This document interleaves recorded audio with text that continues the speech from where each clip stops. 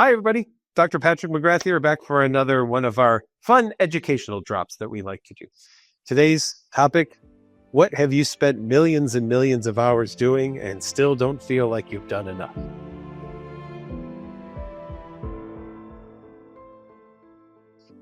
I've talked to people who have told me about the endless hours of cleaning they've done, of praying that they've done, of looking underneath their cars to see if there's a body, or driving around the block to see if they've hit someone. I have spent time with people who are researching and researching and researching to try to find the absolute answer to a question that is actually unanswerable, or at least if there is an answer, it's not one that satisfies the OCD itch. And there's even people who will spend hours and hours grilling their partner to be sure that they are the right match for them.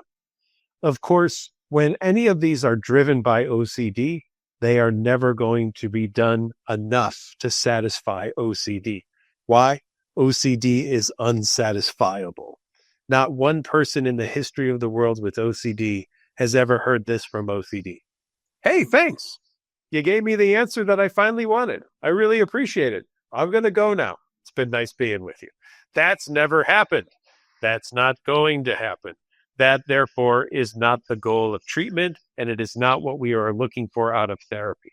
When we're working with people who spend so much time and so much energy in trying to figure something out, in trying to wash something, in trying to check something, we want to get them to a point of recognizing that they will never do it enough to be satisfying to OCD.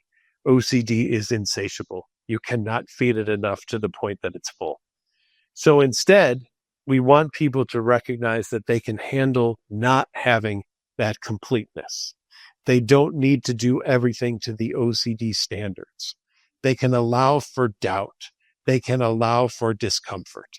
They can be with whatever it is that is full of questions and just let it be there. Otherwise, our goal would be to help people try to figure out absolute answers. And we as therapists would be doing the same futile work that the person with OCD would be doing, which is attempting to satisfy the OCD. Instead, we help people learn to live with doubt, learn to live with uncertainty. Yes, you may want to check under the car for another hour just to make sure that there's not a dead body under the car. But will 3, 4, 5, or 6 more hours actually convince you even more than what you've been convinced now? Absolutely not. Will you be able to get the right answer from your partner to know 100% that they are the one for you? Not at all.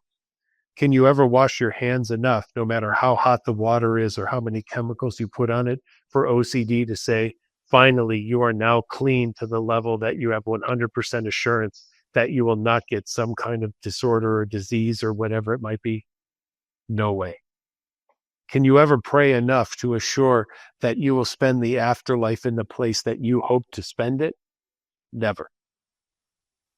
This is, of course, very difficult for people with OCD to accept. Because what do we want? We want to feel good. And when do we want it? Right now. Well, that chant might work if you're on a picket line, but it doesn't work for OCD.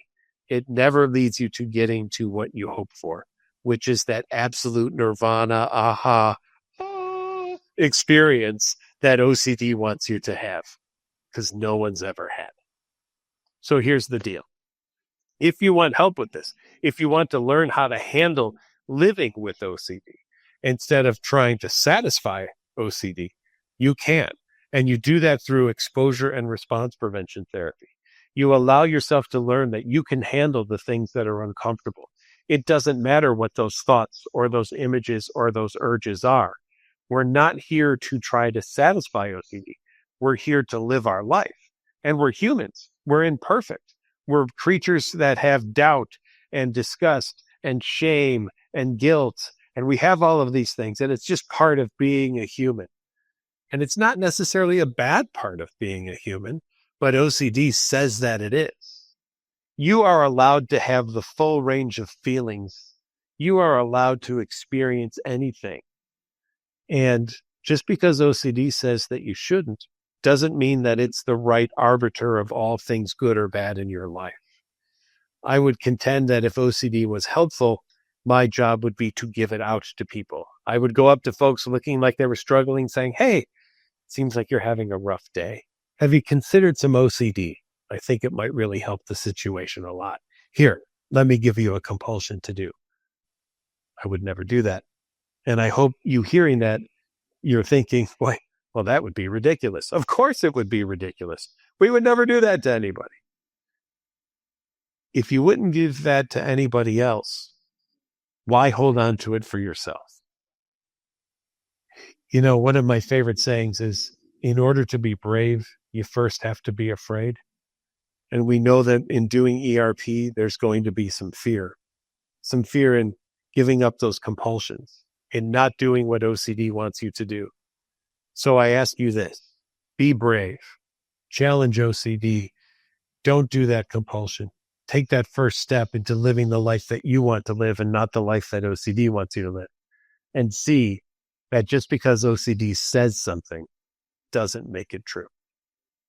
If you're looking for help in this, check us out at NOCD.com. That's NOCD.com, where we do exposure and response prevention therapy and other evidence-based treatments for things like OCD and body-focused repetitive behaviors, such as hair pulling and skin picking. We work with tics. We work with hoarding. We can help with anxiety disorders, mood conditions, trauma.